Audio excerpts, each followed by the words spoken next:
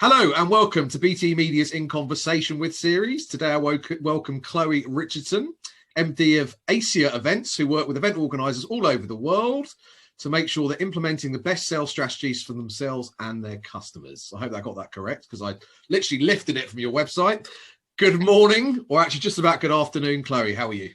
Hi, Dan. I'm very well, thank you. And thank you for having me on. No, it's an absolute pleasure. And this is, I think, a first because I'm interviewing somebody from South London. So for some reason, all of my guests have become north of the river or abroad. Okay. And also, I think someone that was originally from up north. So you're sort of, oh, great. All the boxes today for me. Exactly. That is diversity, Dan. Northern, but South London. Yeah, exactly. Exactly.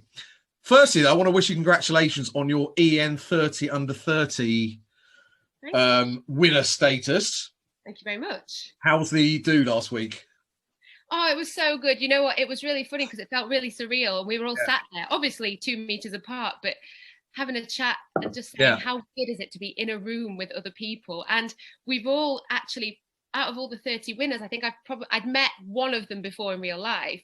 But I knew 90% of them just from LinkedIn and social media, and so it just felt very strange to be in a room with everybody. So yeah, it was really lovely. It was really nice. Good, congratulations. I guess that's an achievement that you're very proud of, right? So yeah, to be honest, I thought that time was over for me because I turned 30 this year, so I've just made it, and I kind of expected, especially now because I work by myself, I kind of thought, who's going to nominate me? But no, it was absolutely chuffed and really glad I squeezed in the last minute. Well, I was saying to I think it was Ed Tranter the other day that they need to do like a 50 under 50 or whatever, because that is discrimination, right? Dan, maybe you could do that. That could be the next thing I could actually. You just aged me. You didn't even know how old I was, but thanks. You're under 50, aren't you? I am, yeah, I'm joking. 46. Acier Events. If you can just tell us the story of how you got to starting that'd be fantastic. Yeah, of course. So I have been working in the exhibition industry for quite a while now. I used to do event management when I was at uni. So I was president of my halls and started off organising things like freshers' fairs and that kind of thing. Sure. And then I ended up leaving uni, and it kind of naturally fell into it. So fell into the exhibition world, doing originally translation for exhibitors at events, so French in particular. So those exhibitors that didn't speak English, I would kind of be their representative on the stand. And then it just snowballed from there, and I started doing some freelance rebooking work and that kind of thing. And then I was one of the founders of Shine Smith, who you may know, who do rebooking. And then I was with them for about a year and a half, and then early 2019, so almost 2 years ago now, I decided to kind of go off on my own and focus on something slightly different, which was very much supporting events and exhibition organisers, but less than just the rebook process. It was also a case of actually, how do we communicate with our customers? How can we communicate better to make them happier so we get more commercial results? And it started being a case of actually kind of owning that space of commercial communication within sales and events and exhibitions to maximize potential for exhibition organizers. So that's what it became. So yeah, nearly 2 years now I've been doing Acier Events, and the name of Acier is French, Acier, for steel. I'm sorry, for what? I missed that bit. Steel, okay. Steel, as in Sheffield Steel. Yes, exactly. Because, Dan, back in the wartime, they used to call the women of Sheffield women of steel because they took the roles that men were traditionally known for in the factory whilst all the men went out to war. So they became women of steel, and there's statues all over Sheffield commemorating these women that were brilliant. And so it's kind of, it's just bringing a bit of a memorial to my hometown. And that's interesting because we're going to talk about branding, but branding and authenticity is important, right? So that obviously is going to run through everything that you do, which is really interesting. I didn't know that, so that's very interesting to know. There you go. So 11 years sort of in events, and obviously events is a broad church. So specifically your exhibitions, right? And what other types of consumer and trade shows, or so I am very much probably about 5 years. I've been very much focused on trade shows, traditionally more B2B models, but I do a few B2C. Before that, it was a mix. I used to also run corporate events for venues. So that would be anything from Christmas parties to birthdays to all the different events in between. But yeah, now very much focused on that B2B model, ideally. Sure. And what drives your passion for events, and actually specifically then that part of the event industry? Why does it excite you? Yeah, good question. I think there's a couple of facets of it that I particularly love. So there's obviously the fact that it's very people driven and people focused, and that for me is a huge driver in everything that I do, because without communication with people, I am a big talker. I love sociable. You probably know it's already, Dan. You can't shut me up. And so being in an event industry, you meet different people every day, different stories, but also it's never boring. And you'll know this better than anybody. Every day is a new circle, is a new experience, is a new story, and I love that. And I did dabble for a little while. I tried to work in offices when I came back, when I graduated. I did a year at Imperial College and I worked in marketing and sales there, and it was a lovely job, but I just felt the routine started to kind of exhaust me in a way that change doesn't. So it's very much, it's the people, it's the challenges, it's the hurdles, and it's the lack of routine that I love about the industry. It's really exciting. Sure. And I guess that's probably one of the reasons why you wanted to set up your own thing as well, right? Because that gives you the flexibility to do what you want whenever you want. I mean, obviously against a plan of sorts, but taking the leap to start a business, what drove you to do that? It's very much, as you say, it's the flexibility. It's also, I've never had a problem working for a business. I really love it. But I think the difference is I quite like supporting people who need a lot of work or who are new to the industry. And over the last couple of years, I've worked with a lot of people who've transitioned from maybe a conference model into an actual live exhibition model. And that might not be seen as that economically stimulating, I suppose, and maybe the margins aren't very high because they're only small clients, but actually for me that's not the driver. The driver is seeing something turn from one thing to another in the exhibition world and being behind that. And so I think when you're on your own and you can make your own decisions, it's actually a lot easier to focus on smaller projects, and you can do a few at a time, and it doesn't have to be the big boys that you work with. It can be all these little independents, which I think you can do when you're freelancing or contracting or a supplier, which you can't necessarily do when you're part of a bigger picture of a big organization. Sure. No, it's interesting because obviously I've spoken to a lot of people that have had to, I guess by design, because of what's happened in the last 7 months, set up their own business. And also people like yourselves that, I mean, you set up 2 years ago, you said? Yeah. So when the pandemic struck, you'd probably been going, 15 months, something a bit longer, 18 months? Yeah, just shy of 18 months. So what is a small business owner that had been going for that period of time, and the first few years of a small business are very challenging. What do you think? What you're sitting there March 23rd or whatever it was, and what was going through your mind? So there was a momentary panic, I suppose, because what had happened, my first year of trading was amazing. Done really well, and the next 12 months also were looking brilliant. I'd actually got a suitcase packed, Dan, for 2 events over in Sydney, and then I was flying back and then doing some events in Vegas, and then had one in Chicago and then one in Toronto. So my plan was to be out of the UK for May. God, right.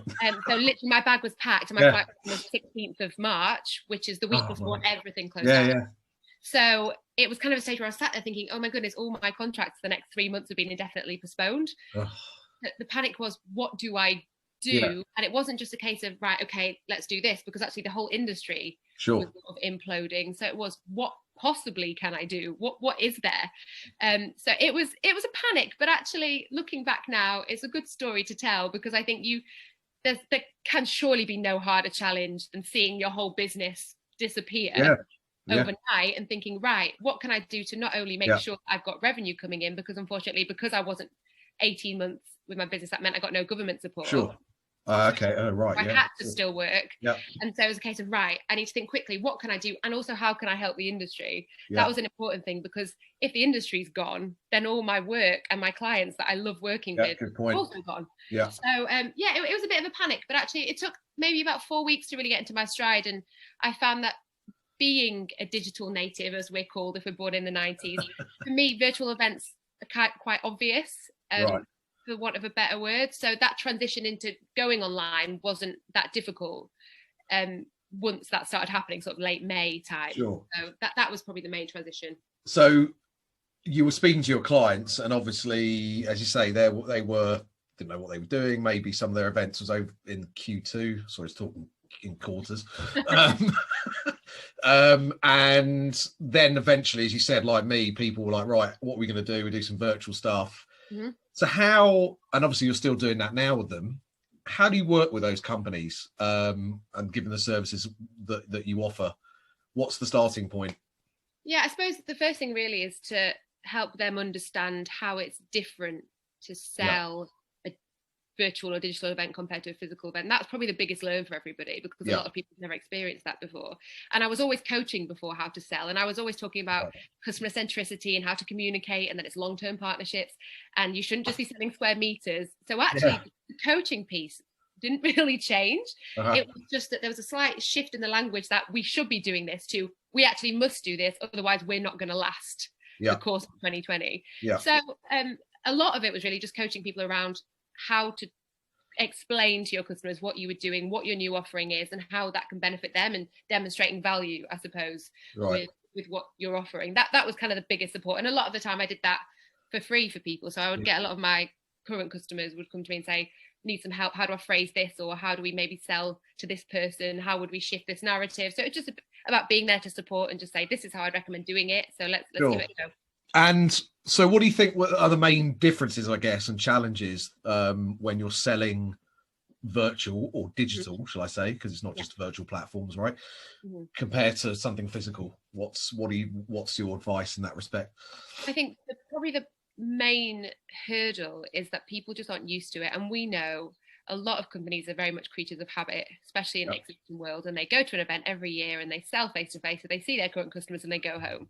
So it's about saying to them, explaining actually what this is and why there is value in it. That's probably been the hardest thing to explain, because for a lot of us, we didn't have case studies to demonstrate ROI. So it's just a case of, we need to explain really clearly why they'll benefit and how they'll benefit to make customers get on board.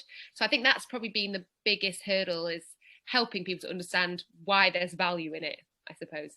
Sure. I mean, I guess obviously, sales running through anything is putting over the features and benefits. Yeah. So I guess, a lot of that is still consistent whatever you're selling. So it's not a whole new thing. It's, look, as you said, what are the features? Why is that a benefit to me? No, that's it, Dan. And it's funny actually, because I've been saying this to quite a lot of people recently, that actually we've always had objections. We've always had to explain this. This is nothing new. It's just a bit different. So there are old objections that we don't need to talk about anymore. For example, but we can't measure the metrics of who visits our stand, because actually we can do exactly that with so that's gone, that objection, but it's been replaced with, but I don't think this interaction is as valuable, so it's how can we get around that? So I think there are new objections, but they've replaced old objections. So actually we've still got the same objections that we need to combat. So it's kind of not changed, I suppose. Everything's always the same. When you get to my wiser years, you realise it's just the way that we consume stuff and produce stuff, right? But actually the central things remain the same. You see, that wisdom is what we're going to give you a place in 50 under 50. Which we've just launched. So anyone that wants to apply. That measurability and accountability, in a funny way, some organisers might not want to embrace, right? Because then there's no hiding place to a certain extent. And, a lot of organisers I spoke to want to return 100% to physical because the margins are better as well.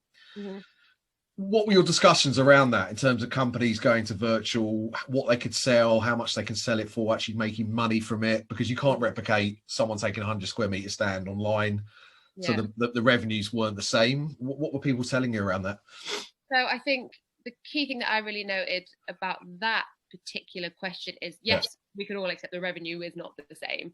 But in a lot of examples, actually, the expenditure is not the same. So actually the profit doesn't necessarily have to be that different. And also digital platforms allow for us to kind of expand our offering in terms of volume of things, right? And how often we do it. So if you're doing something every month, obviously that's going to end up adding up to maybe equaling or even more than if you were running an annual event. So I think, I've been working on an event called Giant Health over the last few months. So tell us about that. And that is in its sixth year. It's always been physical. This year it's its first year virtual. It's running on the 1st and 2nd of December. And what we have done is totally transferred the model and said, look, we know it's not a replacement for online. for face-to-face, sorry. And that's the point. It supports it, it complements it, and it means that you can still be doing business and still get that content and still have that interaction whilst we're in this pandemic. So it's very much a case of not trying to pretend that we're replacing it, but offering something else to make sure that these businesses can still do business. Because actually, as far as I can see, no other marketing platform has been introduced that can offer the same results that we used to offer at face-to-face exhibitions. So in theory, there's still a gap there that needs to be filled, and we're filling it. So it's just kind of getting that message across, I suppose. Yeah, and it's definitely also, I think, the networking part of it. You know, everyone I speak to, I'll be interested in your views, have said, you know, virtual great for many things, but replacing, and there's so many solutions out there. You can meet this person online, but in my experience, it's not about you, people don't tend to use it. Because if I want to speak to Chloe, I'll speak to her on LinkedIn, or I'll do it in my own time. I don't really want to do it on a fixed particular time and day, maybe. What's your view on that? I think there are some networking things that actually really work quite well. So I've seen some really good breakout sessions which have had either themes or even kind of team building, icebreaker activity and games. And actually they work really well because people are less afraid to get stuck in. You can never go to an exhibition and see people in a circle playing a game. I mean, that's just... Well, it depends on what time of the day it is and where they've been before, but And you just wouldn't get that. Whereas I'm seeing that people are a lot more open to doing something a little bit a bit different online, a little bit more anonymous. So actually, I've seen some really good stuff, and I've seen some really good icebreaker games that have got people talking a lot more quickly than I think they would have done if it would have been face to face. So I think so being a bit creative, you're saying, rather than having the static meeting, because I was more referring, I guess, to the schedule of meetings. I'm available this time. This person wants to contact you, which is quite dry. Yeah. But you're saying creativity in that respect. Yeah, I think so. I'll use Giant actually as an example, Giant Health, because what we're doing is we have got calendar integrations for people to book appointments for after the event. Because I totally agree. I think actually you don't want to waste your time having these face-to-face meetings back to back over a 2-day digital event. You want to enjoy the content, network, do the icebreakers, that kind of thing, and then have your meetings afterwards. So that's what we're doing with Giant Health, because we find actually that makes more sense to have. Because you've got time to process who you want to meet and the stuff you've seen, and you do. I think I read that a lot of your stuff is international, right? If not more so international than the UK. What are the challenges, or what are the differences, I guess, between not just virtual but physical as well, between international, wherever that may be, and you can give us some example, and the UK? Oh my goodness, loads. I actually wrote a blog about this last year, because what I noticed, so over the last kind of 3-4 years when I've been doing a lot of these face-to-face on-site events, I've probably done, I think I'm on about 65 countries. Wow. And this is anything from sort of Kazakhstan and Russia and China and India, and then the US. Wow. We had some events in Sydney, Middle East, that kind of stuff. Yeah. And it's so funny because the way that they do sales and the way that they communicate, not just with the language, is so different no matter where in the world you go. And there's tiny little quirks that every single culture seems to have in a business environment that can kind of make or break a sale, which I found really interesting. A couple of examples that I could give would be in a lot of places in Asia where I've worked, when you're handing over business cards, you do it with both hands, because if you do one, it's seen as impolite. And it's little things like that that are really worth knowing when you're doing sales abroad, because actually it can it can make or break that sale, especially when you're rebooking or something. If you go in and the first impression isn't great and you've not acknowledged their culture and how they do sales, then it can be a tricky situation to get out of. Whereas if you start off on a high note, then obviously it makes the conversion a little bit easier. So let me ask you a direct question on that. If I'm looking at, working in another country, why would I contact yourself rather than someone that's on the ground that understands all of those sort of nuances? What's the benefit of coming to a company like you? A good question. So what I would say is that I think it's 50-50. It's 50% knowledge of the culture, which can easily be learned, but it's also the other 50% is knowledge of the exhibition industry as a whole. And having experienced certain questions and problems and hurdles in different cultures and different environments, it means that you can sort of transfer that model when you are solving solutions at the next exhibition. So I would probably say there's not a lot that I've not seen on site that I can't refer to when I have those conversations, no matter where in the world you are. If I just apply my knowledge that I've learned about that particular culture, then actually I find that it kind of ticks all the boxes. So you've got a bit best of both worlds, I suppose. Sure. Good answer. That's good objection handling. Hey, there we go. That's why we do it, Dan. Rebooking. Yes. Just touch upon that, because obviously you've done a lot of rebooking on site. I have, yes. Rebooking digital. Yes. Talk to me about that. How do people, what's the process? I'll be honest, Dan, no one's wanted to give it a proper go. Yeah. So I've spoken to quite a few organisers and we've kind of dabbled with the idea, and it's just never, people aren't comfortable yet that their clients are feeling comfortable enough to give it a go. However, I'm doing it at Giant Health. Right. So in a couple of weeks, we'll know. So the plan is that what we want to do is to basically be there for the 2 days as somebody's point of reference. If they need any help, we can link them to the right person. So to be there on call support, I suppose. And during that on-site, online process, we would just kind of check in and say, just to let you know, we're currently doing this until the end of the week. So we're extending it past the actual live dates. Okay, right. So they don't feel as pressured. Yeah. Exactly. And what we would just say is, look, as you would online, we've got kind of a special offer going on if you want to sign up for the next year. We've also got first come, first serve on not only spaces, but speaker slots, which are proving to be really popular. So to fill those content slots up. And then we say, and also we're going to give you a cool off period until maybe mid-January so that you can feel comfortable that you've made the right decision. So that is how it works. It means that you can't look after as many exhibitors per person as you would have done on site, because on site, obviously, you can just walk between them. Where there can be a bit more follow-up required when you're doing it digitally. So you kind of halve that patch list number, but it's feasible. I have been really excited to give it a go, so we can say we've done it. As far as I know, it'll be the first proper rebook that's happened at a virtual event. So I will bring back feedback. It'll be learning experience no matter what. So you're going to rebook them into a physical event, which you're hoping to take place, Giant Health, next year. Is that the idea? Yeah. So not just a physical event, we're also talking about maybe having an additional virtual event halfway through the year next year. So it will be to rebook for both. Yeah. So be the content angle. So obviously we'll have a skeleton agenda that we'd fill in and that kind of thing, but then also the space. So we'll have a floor plan set up for a venue next December and then fill that in. Sure. So yes, that's the plan. Fantastic. We look forward to seeing how that goes. In terms of other services that you offer, or you help with, shall I say, so LinkedIn, where not everyone's on. I'm on it all the time now. Become obsessed by it, probably an addict. So your personal brand is very associated with your company brand, right? It has to be in a small business in that respect. Yeah. And you work with so how do you work with companies on social media? Yeah, good question. So I, like you, I'm a bit of an addict. Hey, that's something else we could launch. We could launch LinkedIn Anonymous. Addiction. Yes. Yeah, LinkedIn Anonymous. Yes, come on, Dan. Add it to the list. No, so I've always been a bit into social media. It's a bit sad, really. But LinkedIn, I find particularly interesting, obviously, because it's a business platform. And I think you can engage with people on quite a deep level. And actually, I've ended up having quite a lot of LinkedIn friends, like over the last 6 months. I've never met, but I know they'll be peers for life.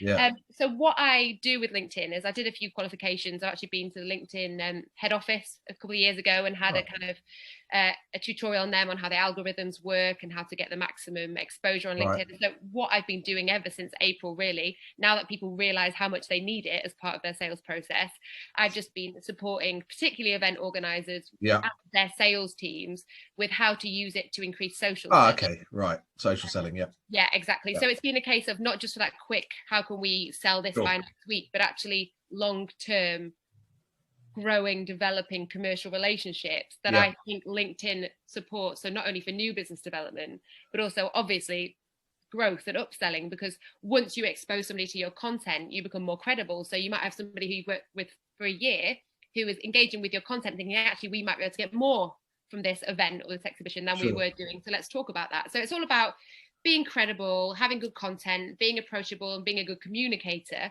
with the goal of, as a byproduct, increasing your sales, whether with new business or retention business. Because I think thought leadership is very important in that respect. I know when I was running sales teams, we were running tech shows like you are, and the days of picking up the phone to people anonymously without a meeting are not necessarily over, but almost over, especially because you're dealing with people on different time zones. A lot of the business came from the States, so we use LinkedIn to set up appointments. Yeah. But we all still get, and I got one today, very bizarrely, just direct selling into my inbox. Oh, don't. I think we would both agree is not the right way to do it. No, it's such a, and the thing, I'm quite bad for this, because when someone does that to me, I kind of want to help them. Like, right, okay. So thank you for sending me this message. It's really sweet. Maybe next time I would recommend you ask somebody a question or sort of offer them some value before you go in with the pitch. Because what I say to people, and people are aghast when I say this, as far as I'm concerned, you reach out to somebody for that initial connection on a human level on LinkedIn, and then I wouldn't start even thinking about pitching to them until at least 2 to 6 months after they've started being a connection of yours. And that's why it's about that long-term thing, and that's why it's I totally agree with you. You should not initially pitch, because you've lost somebody. As soon as you've done that, it shows you don't care about their business, you don't want to learn, and you don't want to offer value, because you don't know what you're pitching, because you haven't asked enough questions to understand what their needs are, right? So, which again goes back to the basics, whether it's social selling, whether it's on the phone, whether it's in person.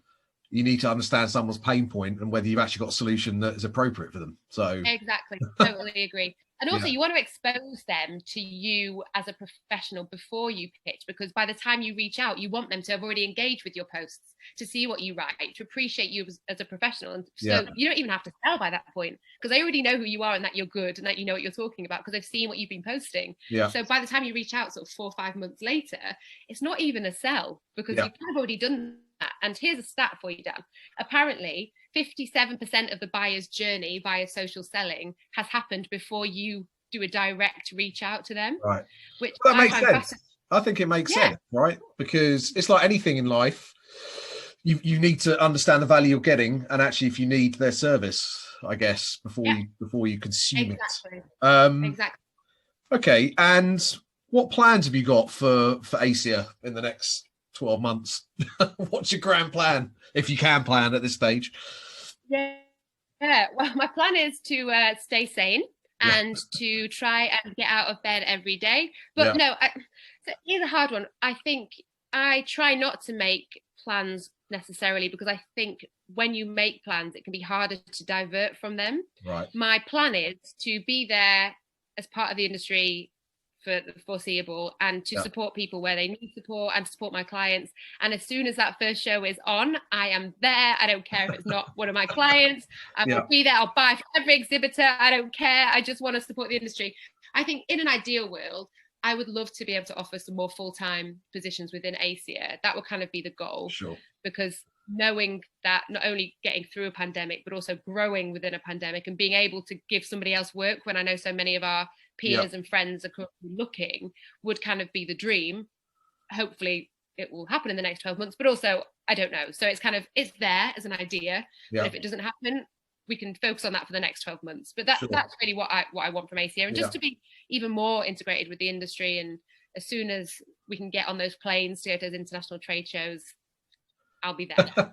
So you obviously speak to people internationally, and there are events happening. I was speaking to someone the other day who was in the US. It's more on a run on a state level there, so they are having, and I think you went to Paris in whenever it was a few weeks ago.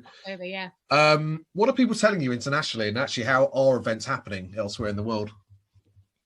Well, I'll use the Paris one as an example. So the event was Animal Expo, which is a 4-day event, and it's 2-day B2B and a 2-day B2C.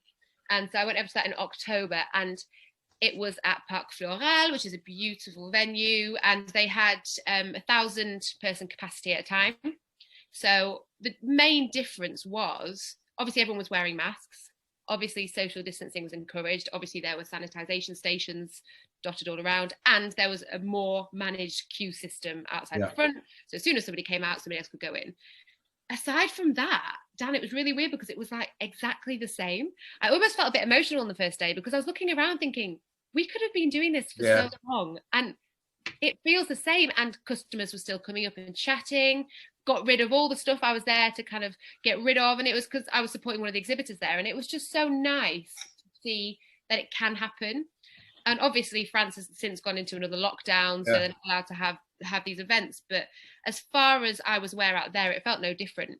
We were just wearing masks. That was kind of the main. Do you think we can, when we can, confidence will be okay for people to come? Because it's one thing saying the government you can put on an event now. Are you confident that people will want to come to events?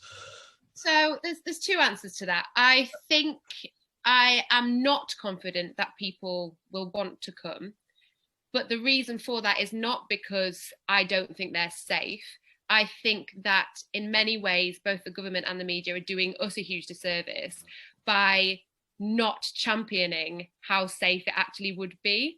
Because let's face it, and I've said this to many people, it is 10 times safer than going to your local supermarket and picking things up off the shelf that someone else has just picked up and put back down again. And you can't social distance at the door. You don't know who's in there, who's not in there. We can do all of that in such a safe environment. I need, for my sanity, for the government to recognise that and start actually verbalising that so that the media gets on board and so that consumer confidence is restored. Because actually, it is safe. There's no need to be scared. And also with the travel element as well. I mean, I've been on multiple planes over the last 6 months and haven't felt safer. Yeah, so, same with me. Over the summer, I went to Spain and it was fine. You know? And it's just so safe. And I mean, I have still had to go to some jobs during lockdown on the tube. And I was on the tube yesterday and it was absolutely rammed. 50% of people aren't wearing masks. And I just think if we can do this, we can do what we do. And not only is it going to bring back all of our business, not only is it offering a platform for our clients to trade, but it's also for the UK economy. It's so important that we get things running for every single industry across the UK. And so, sorry, you've started me off now on something that I'm very passionate about, Dan, as you can probably tell, but I just think there isn't the confidence there, but that's not our fault necessarily. I think it's the fault of the government not being verbal enough and the media not supporting our industries enough, because that's why people are scared. And they've been told it's safe to go to supermarkets, so people go, right? Well, I think the other thing is the government realised there's no choice because that is deemed essential. We can't survive without food. But, that's true. You know, like literally as humans, we can survive without shows. I understand the benefits and all that sort of stuff. I'm just saying has to be the no, that is government logic. But then I suppose you could argue we could all just get delivery. Like no one's going to be starving if the supermarkets are shut. And I do not want them to shut, by the way. I just think, I agree they should be open. And I also think that business events should also be open, is my philosophy. Diversity in the industry. Yes. Female, set up a business. I've been talking to different people. What's your view? Because have you experienced prejudice in that respect, or you know, has it been a challenge for you as a female setting up a business? Or I actually don't think personally it has been. I don't think it's my gender has made any difference to the work that I've been doing. However, I have a lot of colleagues and peers and friends in the industry who are female and have faced issues regarding maybe developing in their career or fulfilling roles or being entrusted with certain tasks because of the fact that they are women. And not only women, I think it is also about sexuality and transgender and all the other kind of diversity boxes that people want to tick. I think, so not me personally, but I know it happens and I've heard many stories. And I think as an industry, we like to say a lot of the time that it's not happening because maybe we're not as vocal about it as we should be. Yeah. Definitely out there where I feel like women maybe have less opportunities. And also people of colour. I mean, I can't really speak well on behalf because I'm not a person of colour, but I do have friends in the industry who are, and I know that there is some sort of awareness. Why are there not more people of colour in our industry? Is it we're not doing something right? Should we do better at elevating people of colour, women, transgender? Should we do our best to elevate them into positions of power so we can demonstrate you can do this, you can get there? And so that will bring more people in through the grassroots of our industry. Yeah, I was going to say, how do we affect that change? I mean, I guess it's partly down to employers like yourself and other employers. Because it's interesting, when I spoke to Lou, I said to her, I think there's, the representation of women in the industries is okay, it's good. And she shot me down and said it's not. Because actually, I look at the council members, there's lots of women. I look at boards of organisers, lots of women, ethnicity different.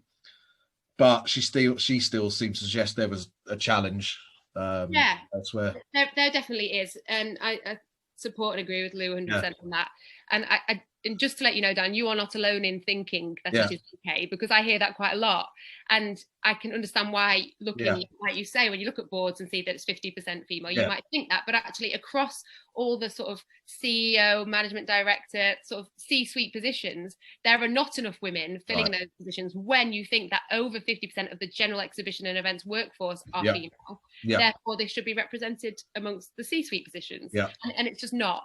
And I think the best way to change that and to challenge that is, first of all, people at the top need to be female, and they need to be people of colour, and they need to be all these diverse backgrounds to show people below that it can happen. It inspires, it makes people want to get involved with our industry, because I'll be totally honest, if I was a black woman, I probably would think, well, there's no black women that I recognise at the top of these big exhibition organisers, so why would I feel that there's a place for me? And we want people to feel like there's a place for every single person, no matter what your background, your skin colour, your social class status, whatever. And so we need to do our bit by making sure those positions are filled by people who represent those roles, so it inspires other people to be in the same position. Yeah, I was speaking to Ashanti yesterday, and it really opened my eyes to a lot of things. Yeah, Ashanti's brilliant, and she's a great voice for the community, especially with obviously Diversity Ally. And I think we need to make sure we do our bit to promote those stories and make sure those voices are heard, so that we can be better. Because of course we can compare ourselves to other industries and say, oh, but we've got more women in these roles than this industry. But if those industries are rubbish and not good at it, why do we compare ourselves to them? We want to be as good as we can be independently. So, yes. Good speech. Just to wrap up, I always like to ask my desert island question. Oh my goodness. Okay. Right. You got to take two people from the industry. Or let's phrase it another way. If you're washed up on a desert island and you have to be with two other people, who would they be and why? Oh no, you're going to get me in trouble, Dan. I've got some great answers so far, and I'm going to piece them all together into a film. Okay, so I think I would have to go for Laura Cole, who runs Acier Events, just because she is absolutely brilliant and she is so positive and she is so full of happiness and good stories, and I just think we could stay up chatting forever and always. And but there's too many people. Can I just bring everyone?